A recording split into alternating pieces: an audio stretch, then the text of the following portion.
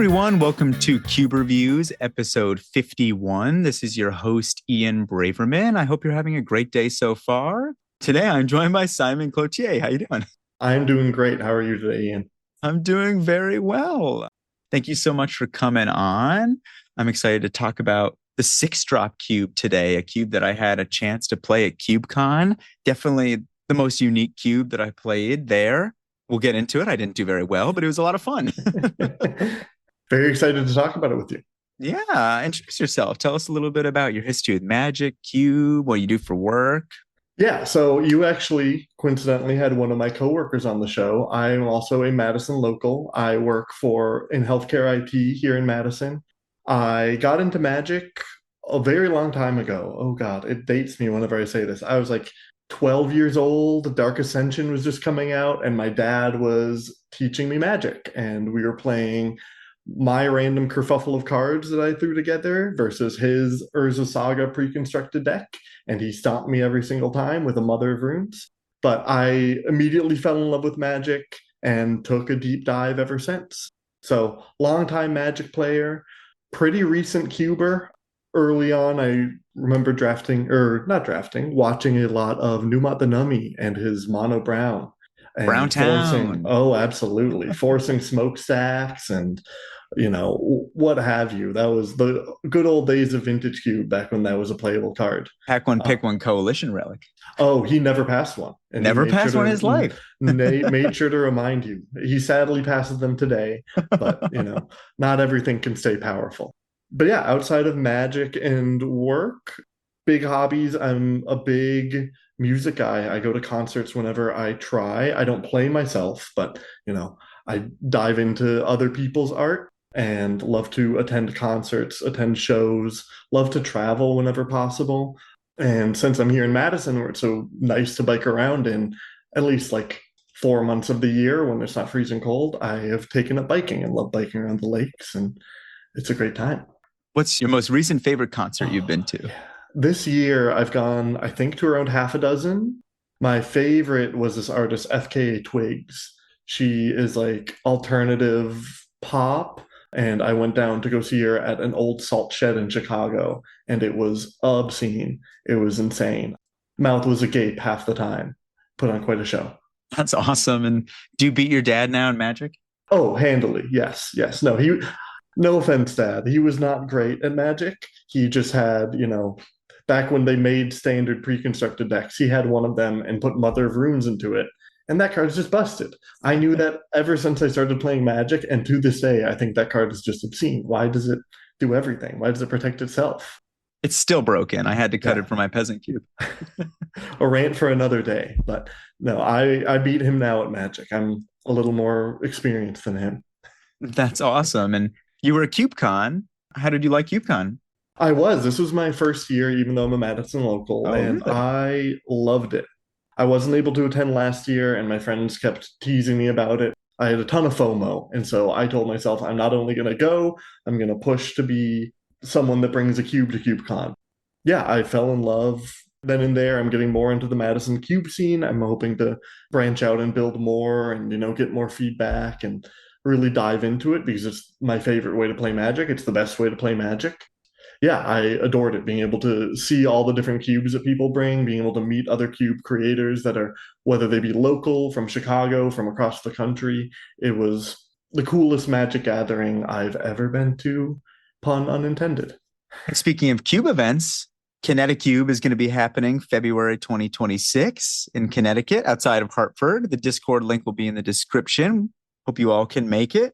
Hope you can make it, Simon. Maybe. I went to school out in New England, so that could be a Where'd you go to school? Clark University in Worcester, Massachusetts. So I could do a little trek up for Valentine's Day and bring a cube. Yes, I hope you can make it. That's sweet. And today we are talking about the 6-drop cube, which is funny because I was talking to my friend Sam. He's been on the podcast before. I had just watched a recent Commander Clash game where they each played like a 5-drop, and one of them played only 6 drops, 7 drops, 8 drops. And I was like, that would be a cool cube. My game store owner, Eric, at Games IRL in Avon, he had a 3-drop cube. And I was like, what if it was only 6 and up or like big creatures? And how would that look like? And then he was like, there's a cube at CubeCon that's the 6-drop cube. And I was like, what? So tell me about this cube. What was the inspiration for this cube? Yeah, so you actually hit on one of the smaller inspirations. At KubeCon 2024, I believe it was Ben Wheeler who brought his one-drop cube, who is one of my favorite Magic content creators, as well as Tomer from Commander Clash, who has a 6-drop commander deck. When I heard my friends talking about, the one-drop cube and how fun it was, two seeds were planted in my mind, and I started to think about like what would it actually look like initially as a joke to build a cube of only 6-drops. The amount of times I looked at the Scryfall search of CMC equals 6, no one else has seen that page as much as I have. I may have it all memorized at this point. And I scrolled through just randomly between rounds at FNM. I didn't know you could do this. A tab group in my Chrome app on my phone of around like 400 cards of Scryfall pages where I just kept showing people like this would be sick in a 6-drop cube. The one that was the straw that broke the camel's back that turned this from a joke into a real idea where I wanted to actually push it, ironically, is a card I think I'm going to be cutting from the cube because people told me is a horrendous play pattern, is Amnesia. Where if folks don't know what Amnesia does, which I don't blame you, I got one signed by RK Poole when I went to MagicCon Chicago, and even he forgot that he made the art. Sorry, not RK Poole. I combined two artist names. Mark Poole. It is 3 and triple blue for target opponent reveals their hand and discards all non-land cards from it. That's really fun. What a fun card that was. Oh, it is amazingly fun. And then the art is insane. It's like a guy with like just a bullet hole in his head or something. A giant hole in his head, and he is not present there. No, he's not with it. That got me thinking, I'm like, what format could Amnesia ever really be good in? One of my goals for this cube was to make a format where Amnesia is good, and I think I over-succeeded on that. Amnesia is a completely unfun and brutal card to have resolved against you, especially on the draw. But that was one of the sort of ideas that I started to carry with me, was this really niche old card that doesn't see play anywhere else at all. I want the artist forgot about it. No, I want to find a home for it. I want it to be appreciated somewhere, because I think, with the constant release cycle of Magic getting faster and faster, we forget to stop and smell the roses and stop and like appreciate how old Magic design happened and, the full design process. And while Amnesia can't really be everyone's favorite card, much less anyone's favorite card, I think it deserves a home like every Magic card. And I think Cube is the perfect way to house something like that. And along those lines, I am a Commander player on occasion. And my favorite way to play Commander is akin to sort of how Tomer, the man who built the 6-drop cube, is, where it's sort of Magic is such a broad and vast game, and putting together the best 100 cards in order to beat everyone else isn't sort of the vision that I have for where I want to play. I want to sort of build around an idea. That's something both the content creators that inspired this cube, Ben Wheeler and Tomer, tend to do, is they sort of curate this wacky machine that eventually works. Ben Wheeler has a commander deck where it is you only win by dealing instances of 1 damage to every other player. And there's this Copper Tablet is one of the best cards in the deck, where it's like at the beginning of everyone's upkeep, they take 1 damage. Pestilence has to be the best card in that deck. Oh, that it probably is. Yeah, absolutely. But just wacky ways in which the rules of Magic can be adjusted, and you can look at it from the outside and you're like, oh, that's dumb, but once you take a deeper dive, it's like, oh, there's actually depth here, because Magic is an insanely deep game. Just looking at the entire pool of Magic cards can be daunting. So taking a smaller approach and looking at the design nuances that appear in just a certain form of the game just gives perspective as to sort of how large the game is and how deep it is. I completely agree. I'm a huge believer that restriction breeds creativity. Mm-hmm. And it's funny how I've actually multiple times built a cube around a single card, or gotten a single card to make me want to build a cube. Like I had my reality chip cube that after listening to Lucky Paper Radio, they said, build a cube around 1 card. And I built a whole cube around the card reality chip. And then that card ended up being pretty bad in that cube. So I've definitely had that happen. I totally understand. That's awesome. And how do drafters react to a cube that's only 6 drops? Do they say, "Ooh, I want to try that"? Like me at CubeCon, I was like, "That sounds crazy. I want to try that." Or I can imagine that this cube would be a cube that people would put on their avoid list, but also say, "I want to do that Mhm. one." One thing I like about cube drafters is there's this sort of dichotomy among cube players, and I think it comes down to your opinion on Commander. Overall, from my experience, cube players are either love the Commander format or hate the Commander format. They're either the I'm going to spike this vintage cube and I'm going to, do what's absolutely best, or hey, I'm going to build this wacky cube with, 3 color signposts and incentivize you to build an almost Commander-like deck. And I believe the two people talking today are more on the side of enjoying Commander, given the conversation we just had about, MTG Goldfish and Commander decks inspiring us to build cubes. I But I watch a think lot more Commander content than I actually play it these days, but I like Commander. I'm in a similar boat. Yeah, I like watching and seeing. What I think it sort of brings out is the creativity of sort of trying to understand what you can do within that restriction, right? As you just said, restriction breeds creativity, not only as a cube designer, but as a cube player. When I look at these cards, how do I change my evaluation knowing every single other non-land card is going to have a 6 in its mana cost?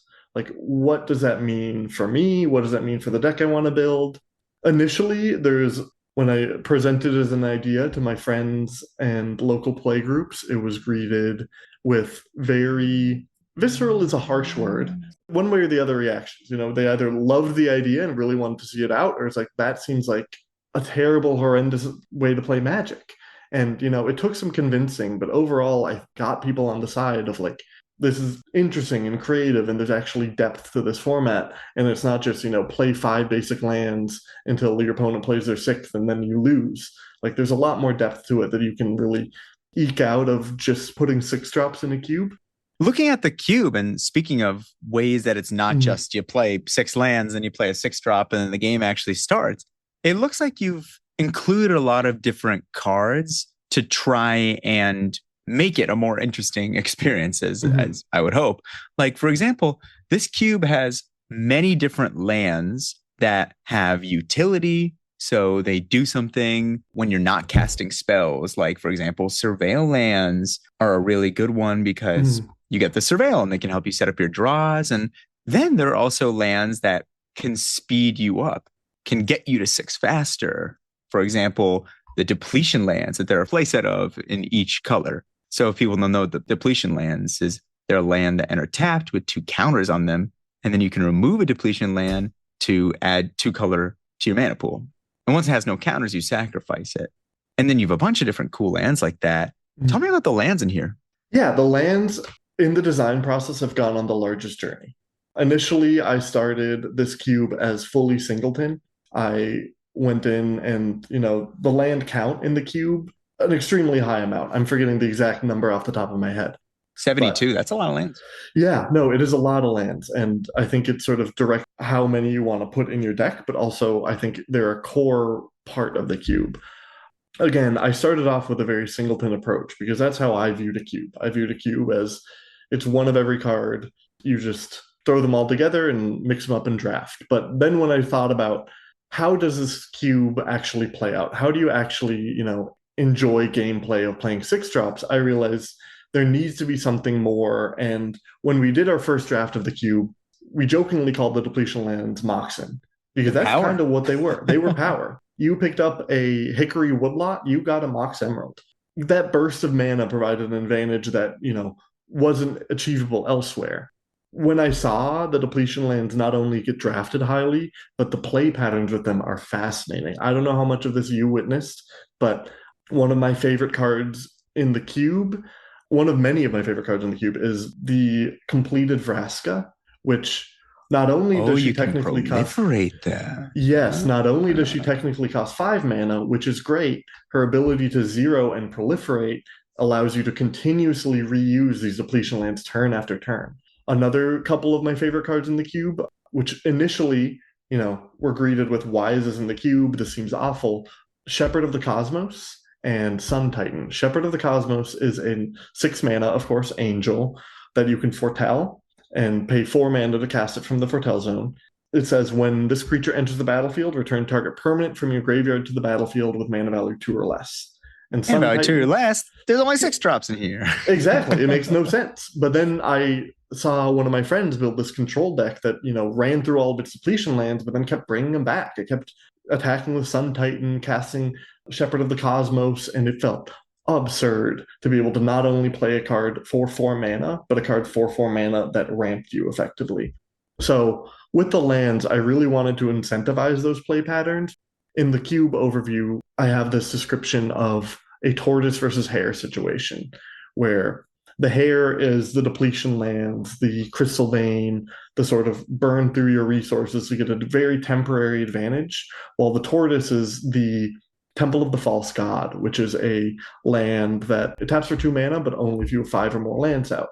The Myriad Landscape, a land that enters tapped and you can pay 2, sack it to go get 2 lands of the same basic type, where the tortoise is sort of trying to durdle and set up their resources and live through the initial onslaught of the hare, who is sacking their lands, taking depletion counters off of them to get that really early burst of advantage.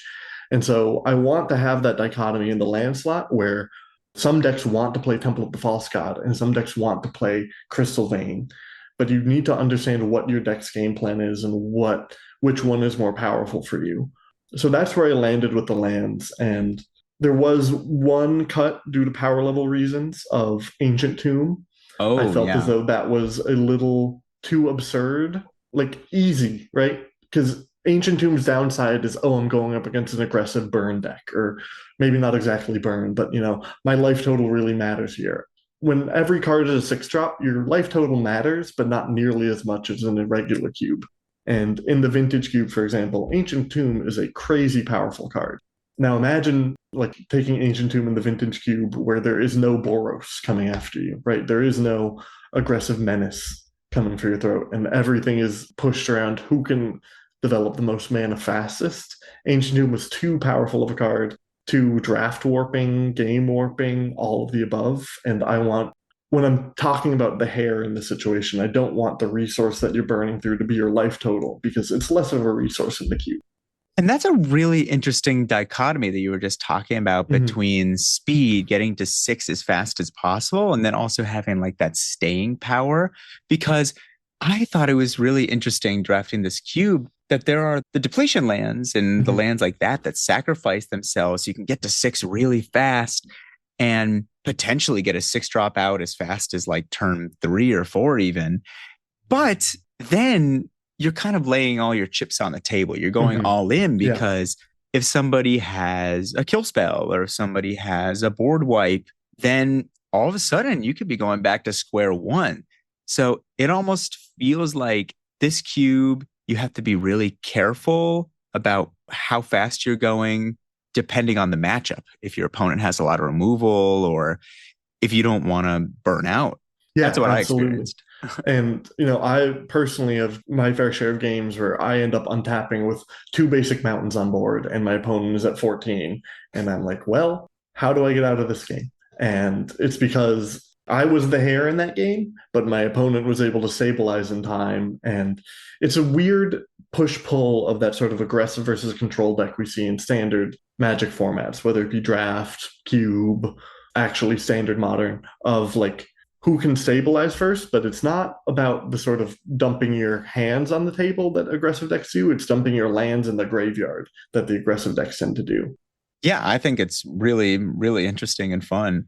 And another big part of this cube is, like we talked about before, there are the lands to speed you up, which is a big Mm-hmm. part of the gameplay, but also the 6 drops, of course. And Mm-hmm. as you have in the outline, you have a lot of different ways that you can quote unquote cheat, like six Mm-hmm. drops that you can play for cheaper or cards that technically cost 6. Like, for example, there are delve cards like Tassiger that it's 6 mana, 5 and a black for a 4/5 with an ability, but it has delve. So if you're able to get cards in the graveyard early with maybe something like a surveil land or fetch lands, then you can turbo this out pretty fast. Or also cards like channel cards, which are pretty similar to that, or Mm-hmm. cards like Shark Typhoon. Tell me about these cards that are able to get out faster than 6. Yeah, so that is one of the sort of gameplay quirks that I wanted to explore in this cube and kind of want to push further and want to explore deeper. But it is sort of the way in which the cube isn't just who gets the 6 mana first and who dumps the most powerful 6 drop out, right? Some of my favorite cards in this cube are the ones that you're able to cheat out in some way, shape, or form, whether they be a Tassiger. One of my personal favorites, because I'm a bit of a magic boomer, is Exalted Angel, which is a 4/5 flying, effectively lifelink that has morph for 2 white. So a very powerful play pattern is turn 3 morph, turn 4 flip my 4/5 flyer. What are you going to do about it? You take 12, I gain 12.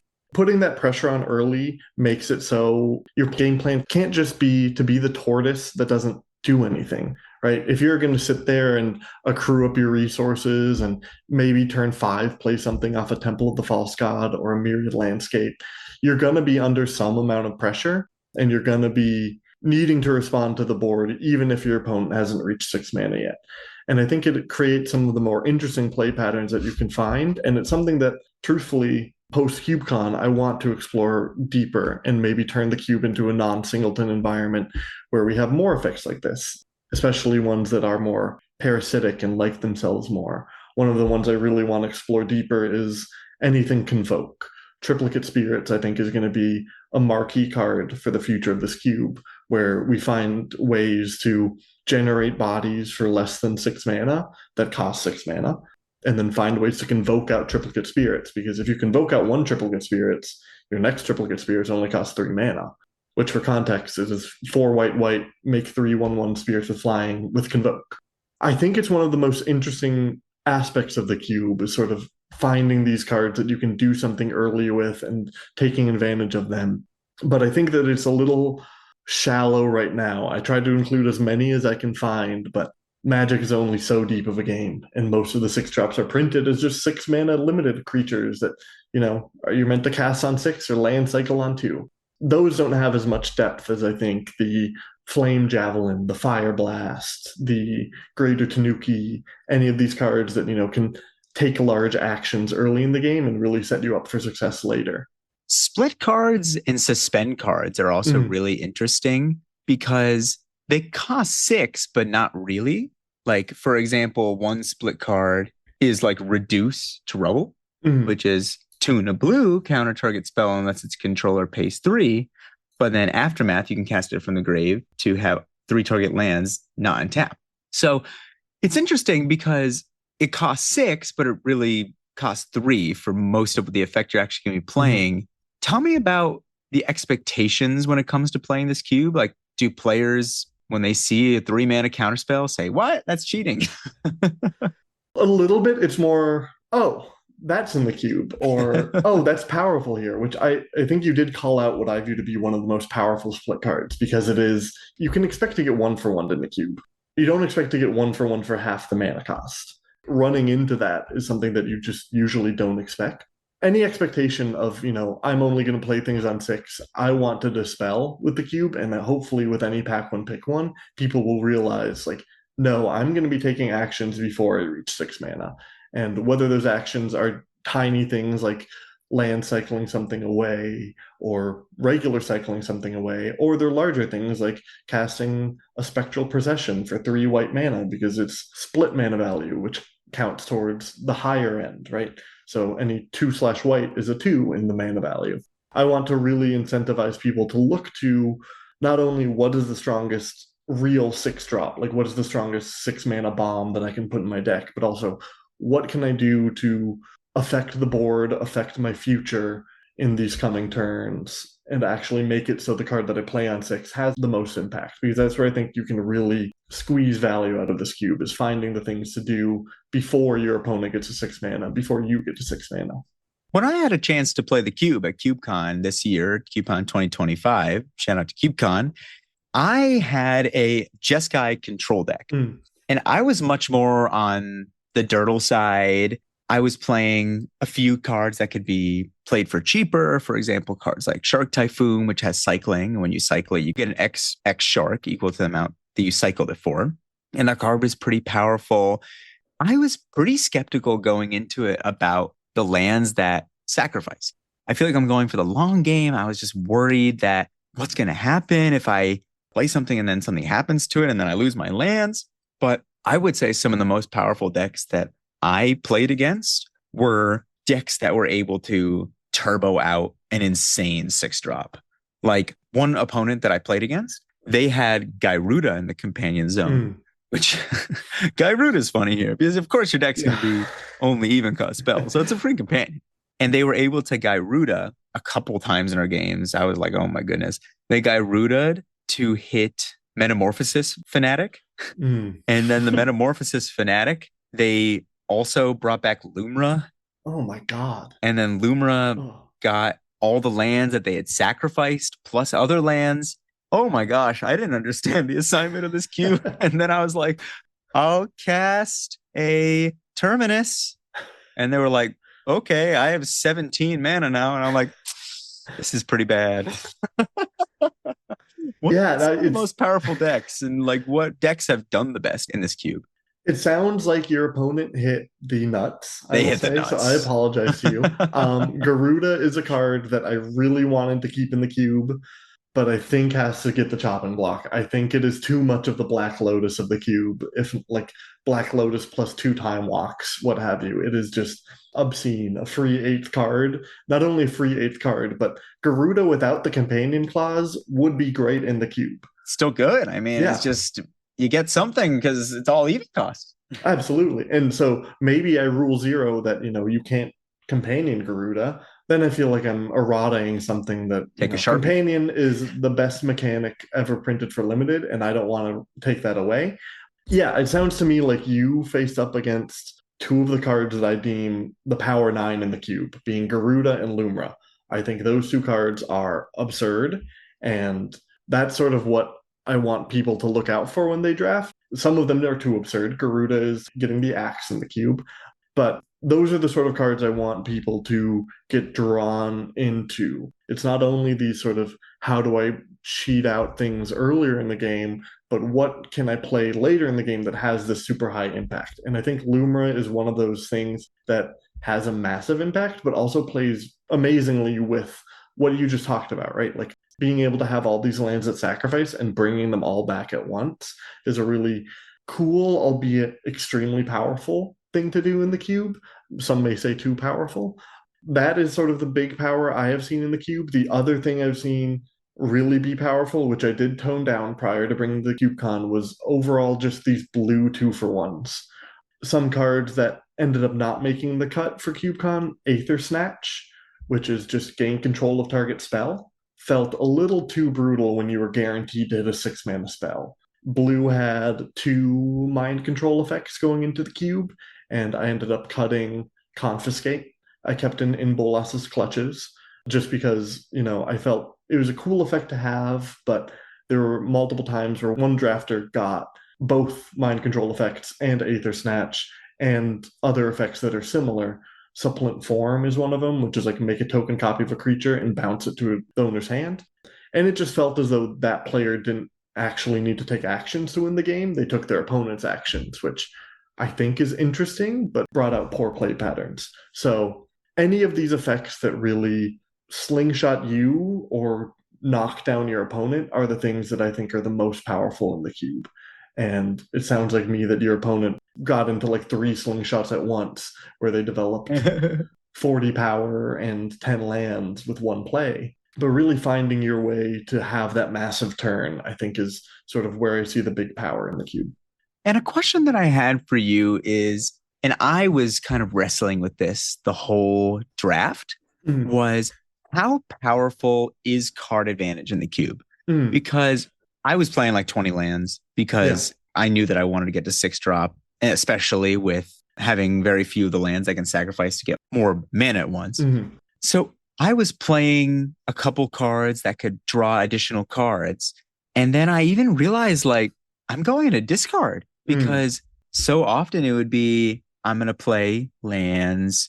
And by the time that I got to 6 mana, I had like 5 or 6 cards in my hand. Sure, there are things you can do, of course, early in the game, but a lot of them cycle or they can give you other card advantage early game too. How powerful is card advantage in this cube? Is it something you actually need? Absolutely. And I think card advantage One of the ways in which I've leveled up in my Magic knowledge is reevaluating how I view card advantage. When I see someone sacrifice a Crystal Vein, they're going down a card to play this next card. And that next card better at least be a 2-for-1, something along those lines. And so I think card advantage is sort of a key part of how this tortoise versus hare interaction works. But also, just raw card advantage is also obscene.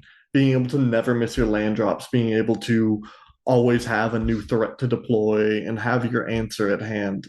One of the cards that I view as a member of the Power 9 of this cube, oh, I'm forgetting the name of it. It is 5 and a blue, scry 3, then reveal the top card of your library. You draw cards equal to the mana value of the revealed card. So it is effectively... Oh, interpret the signs. Yes, interpret the signs. Back when they had a sort of mana value matters themes, I think in one of the Zendikar sets or Oath of the Gatewatch, there is a point at which card draw isn't super impactful. Like if you're just somehow playing a 6-mana divination, yeah, that's going to get outclassed. But I think the real power in the cube, everything can kind of boil down to a 2-for-1 once you get to the actual 6-drops. So you need to not only do a 2-for-1, in that case it's a 6-for-1, or in Lumer's case it can be like an 8-for-1, things of that manner. And so I think card advantage in that way is an extremely potent tool in the cube. And there are matchups that do end up getting down to grinding it out, where one person used all of their lands and the other person needs to run through their deck to find a way to win. One of the cards that I saw be successful at CubeCon, and I've also seen be successful, is, I believe it's called Inspiring Refrain, which is 4 double blue, draw 2 cards, exile Inspiring Refrain with 2 time counters on it, and it's suspended, but you can also suspend it for 2 and a blue. So it is just a constant engine of, okay, every third turn, I'm going to draw 2 additional cards. That is the slowest divination ever. It is the slowest divination ever, but when it lasts the entire rest of the game, it is more than enough to just bury your opponent in card advantage. The one key I will say about card advantage, which I think is not only true in this cube, but is true in every cube, is card advantage needs to go hand in hand with some way to deal with what your opponent is doing. In the Vintage Cube, the best pair for an Ancestral Recall is a Swords to Plowshares, or a Dismember, or a Force of Will, anything of that manner. So finding ways to utilize your card advantage to deal with what your opponent has going on is key. And that's something that these Terminus style effects that you called out, I hope play that role in the cube, where you not only gain the card advantage in hand, but you're able to utilize that card advantage to make sure your opponent's board isn't killing you. Because when everything costs 6, it kills you really quick. Speaking of Terminus style effects, I really wanted to know how good you found removal to be in this cube, because if you're going 1v1 often in removal, for example, I have a Vanishing Stroke, which it does have Miracle for 1 mana, which if you get that is extremely strong. But often it's 6 mana, 5 and a white, put target artifact, creature, enchantment on the bottom of its own as library. So if that's taking my whole turn to answer my opponent's threat, but so many threats in the cube, like you said, accrue card advantage, because I mean, it's a 6-drop. A lot of 6-drops are powerful. Like my opponent plays a Torrential Gearhulk, which lets them cast an instant from their graveyard, and they get some additional value, but then I'm removing it and maybe not getting value in return. How powerful is removal in this cube?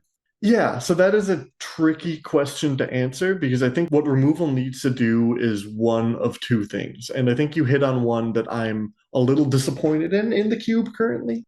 I think the concept of miracles is something I wanted to explore and I'm slowly shying away from.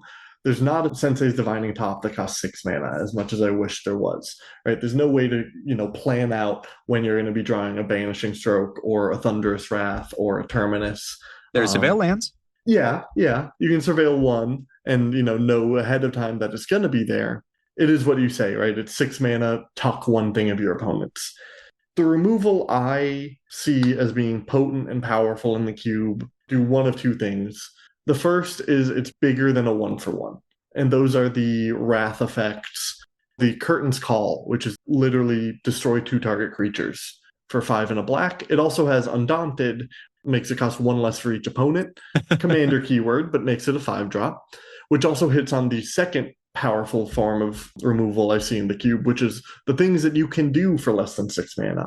One notable one is like Death Rattle, which is destroys a non-green creature for 5 and a black, but it has Delve.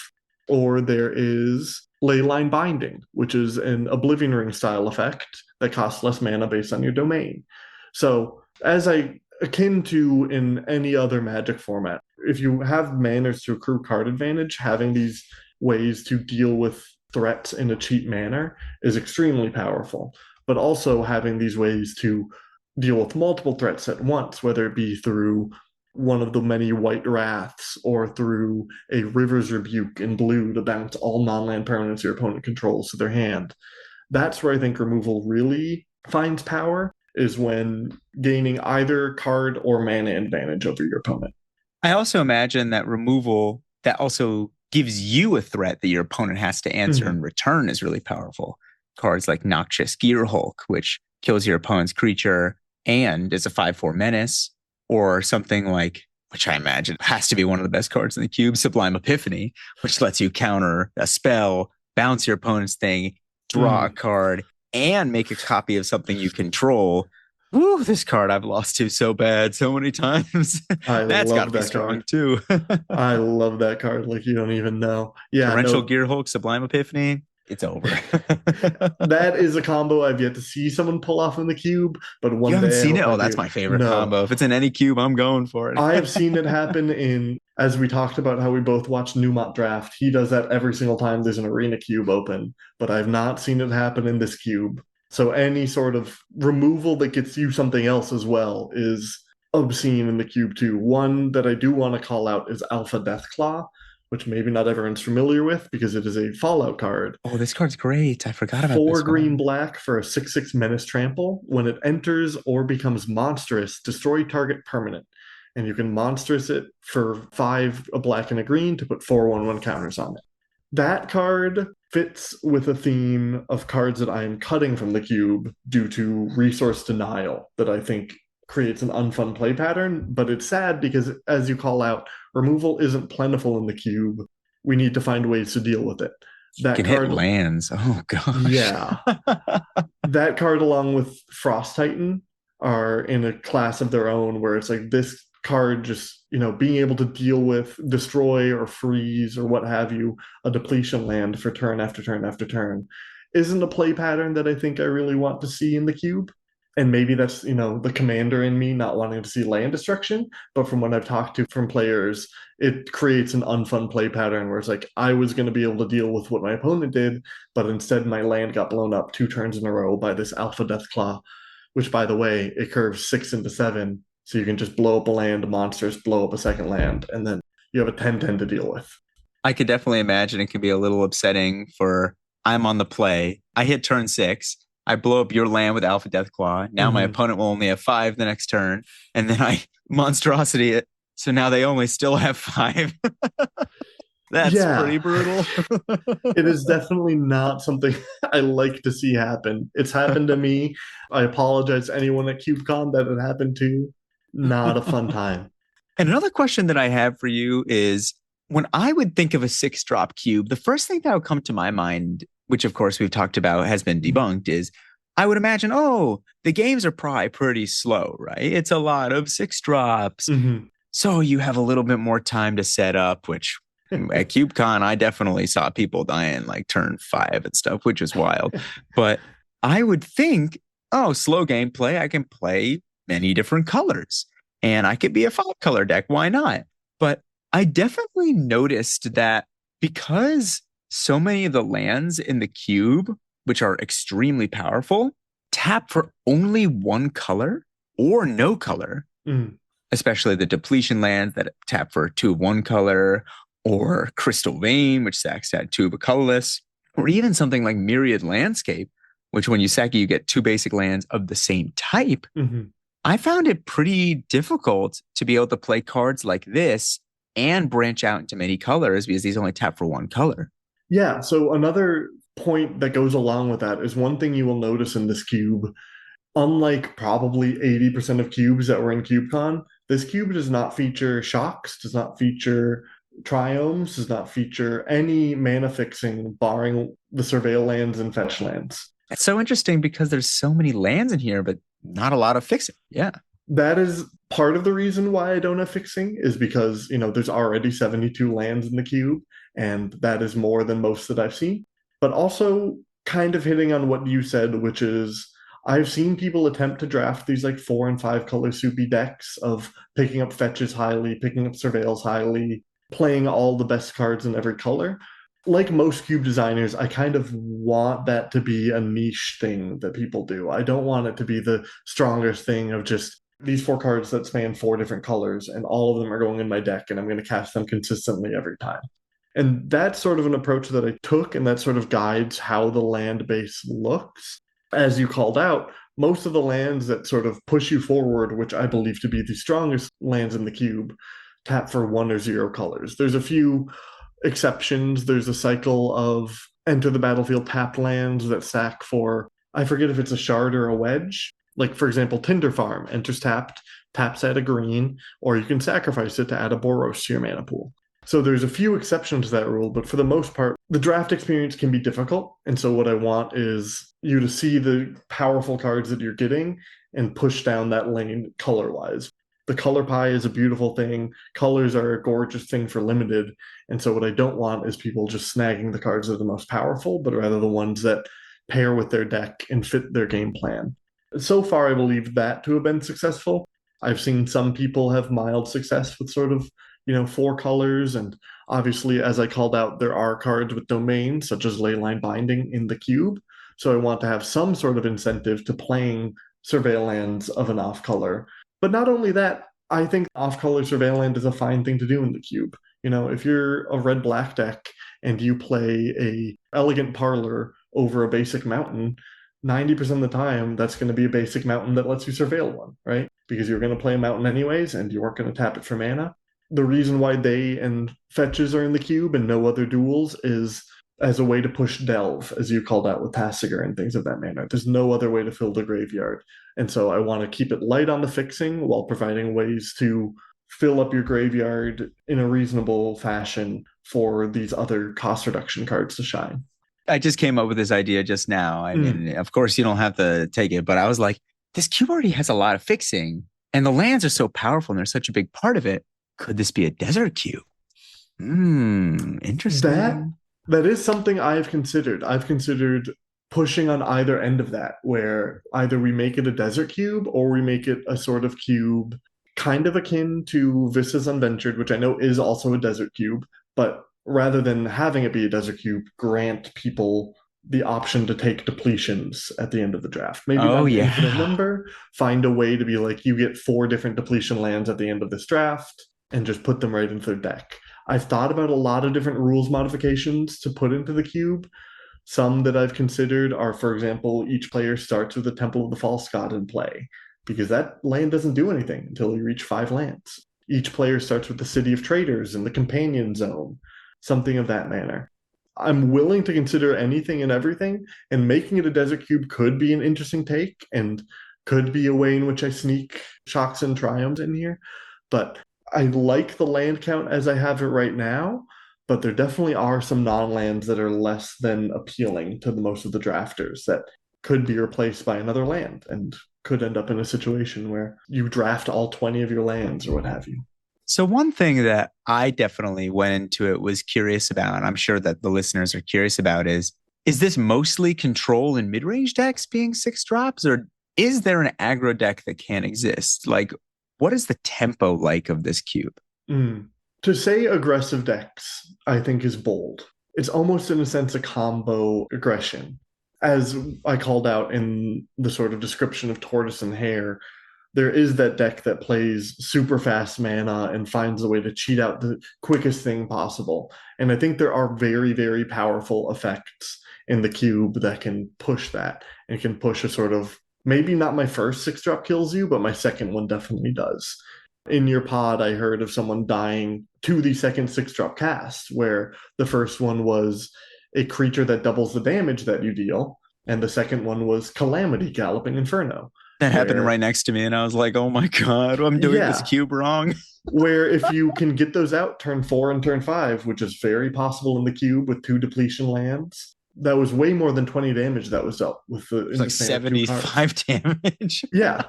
In that vein, I think red plays that role as it does in most cubes, in this cube as well. There are some cards that really make opponent's life total actually a resource that it normally doesn't in most matchups.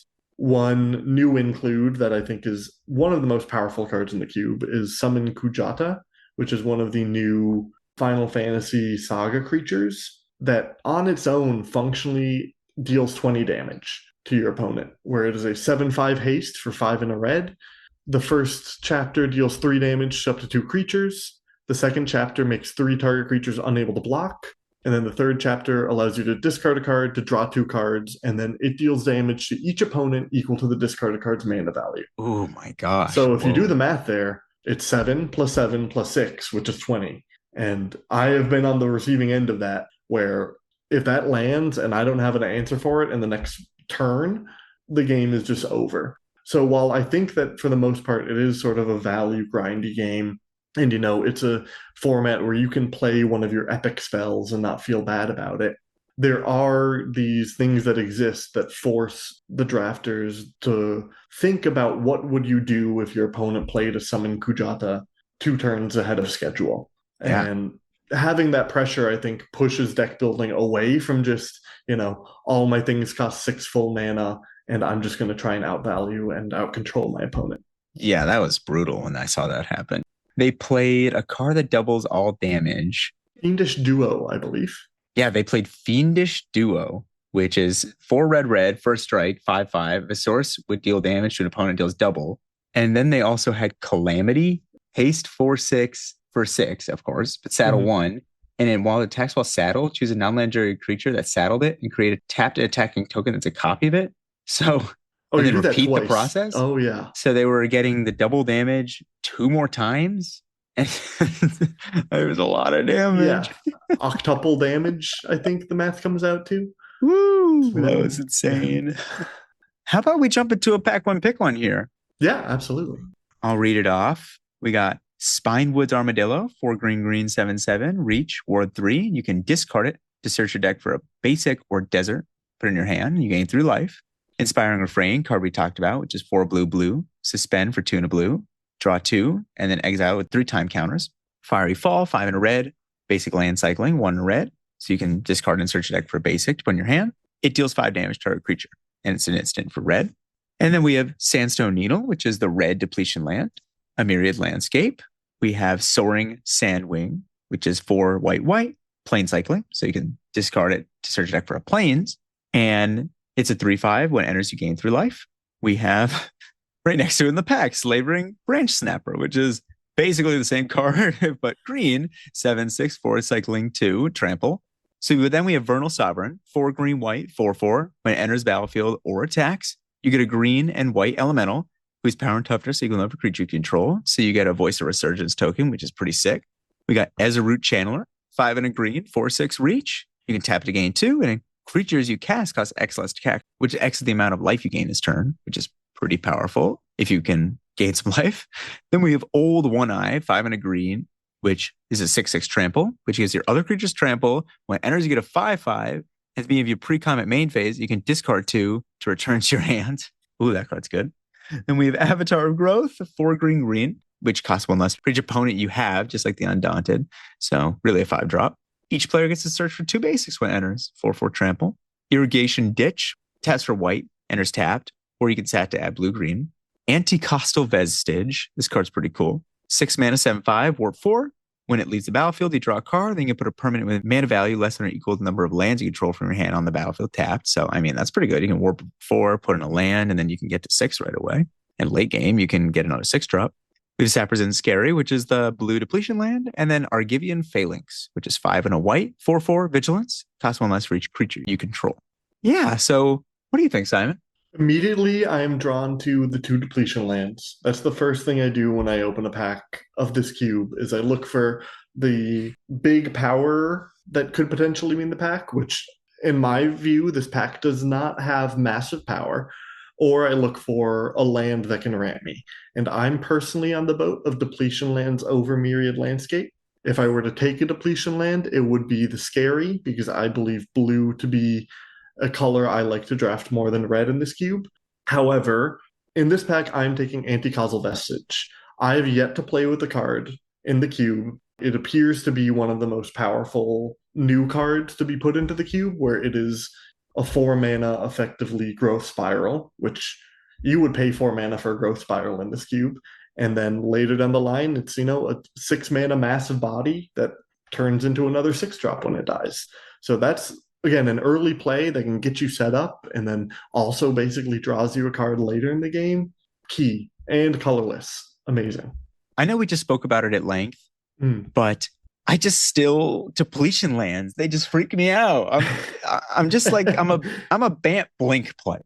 I want value. Lands that sacrifice themselves. And it's funny, Sam in my play group, he keeps telling me to put these in my Proliferate cube. And I'm like, yes. But it's like, yes. Oh my gosh, they sacrificed themselves. I know, but it's but like, it's like such a fun play pattern. It's like, oh, no. So I understand they're very powerful. I probably should take them. But something like Myriad Landscape, which it ramps me and I don't lose the lands. I get more lands. That's really strong. So that might be my pick. But I think I'm taking a card that trashed me at CubeCon, Old One Eye. And really? Okay. Yeah. Something that I've learned through experience is Warhammer cards are broken. Oh my God. They and did this not card balance is that good. set for 1v1. Clearly, if you draft the Vintage Cube online, you see plenty of Warhammer cards, and this card is no different. It's 6 mana for 11/11 trample, effectively, that can come back later. Oh my God. Like this card, it felt like you basically had to board wipe because they would get 2 bodies. So even if you had one removal spell for one of them, they still had the other. And it was like this overrun that was like, well, now my stuff has trample, screw you. And you can get it back. It's like, oh my gosh, this card does everything. Yeah, it is a little absurd. One thing I do want to call out in this pack, which these are not close to anywhere where I would take these cards. You mentioned 2 cards next to each other that are very similar. There's a third in this pack too, which is creatures that you can cycle. There's the Spinewoods Armadillo, there's the Soaring Sandwing, and there's the Branch Snapper. I think that those sorts of cards create my favorite deck in the cube, which is the Mass Reanimation deck. Which I believe there to be 1 or 2 effects in the cube. One comes to mind off the top of my head called Twilight's Call, which is 6 mana. Each player returns all creatures from the graveyard to play, and you can pay 2 mana to cast it as an instant. So it can be 8 mana instant speed with that effect, or 6 mana just for reanimate everything. And my favorite deck in the format is to draft all of these land cyclers, and specifically red and black, so you can also get the 6 mana Olivia in there. And just boom, here's 5 land cyclers on turn 6. What are you going to do about it? A card that just consistently overperforms. I have it in my Rakdos cube, and we just played it on Saturday at my game store, Games IRL. If you happen to be in the area, we're always looking for more cubers in Avon. Is Metamorphosis Fanatic. This card is absurd. I mean, there was so many times that I'll miracle it and I'd be like, well, I win now. Sorry. Because you can miracle for 1 in a black. You got a 4/4 lifelink. You reanimate in the Rakdos cube. It was Gristlebrand or whatever. And but in this cube, I mean, still getting back, even just like a Noxious Gearhole, because you put a lifelink counter on it.